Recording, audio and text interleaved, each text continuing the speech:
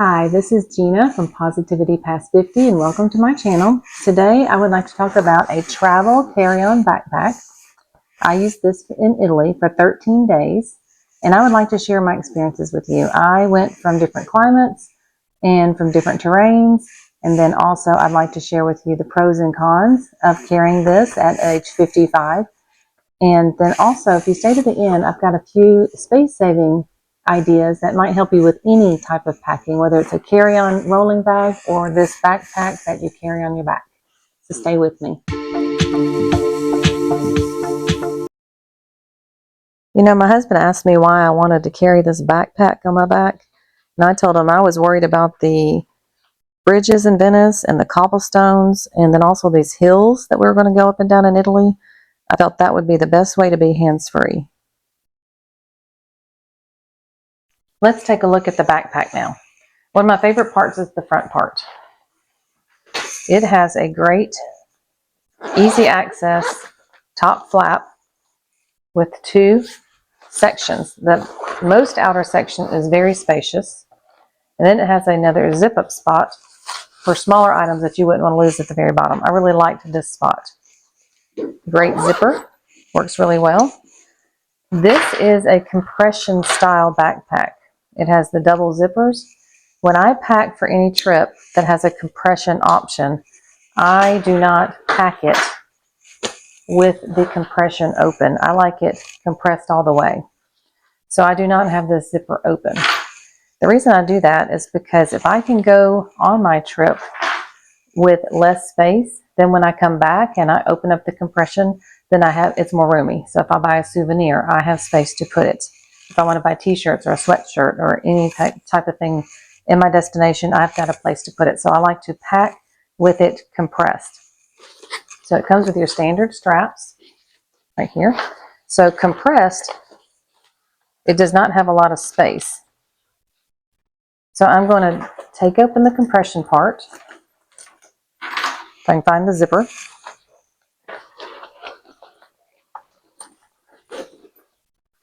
There it is. It's in the back, I think.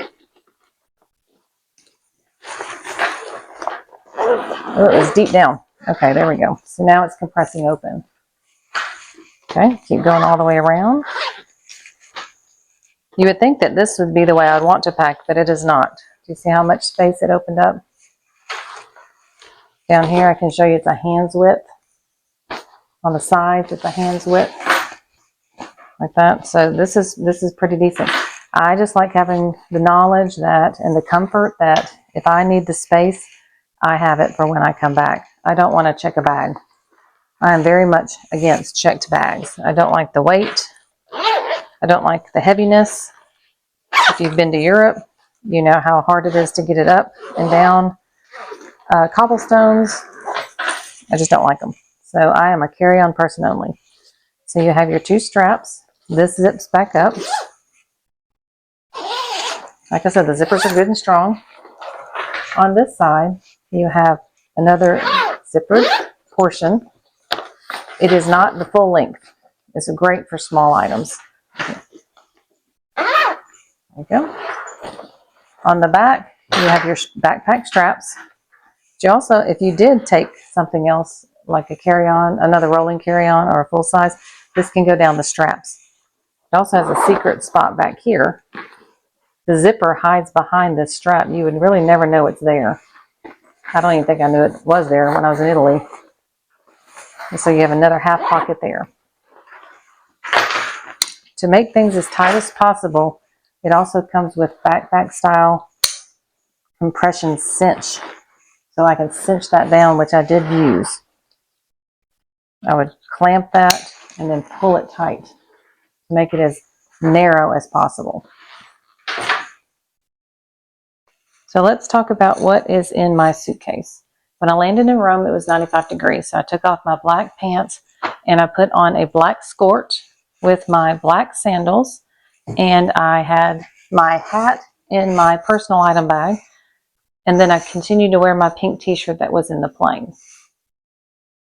Now that was on the outside of my backpack in that extra pouch. Let's see what's on the inside. So I have the black skirt on. I have a black pair of pants. I also brought a navy skirt.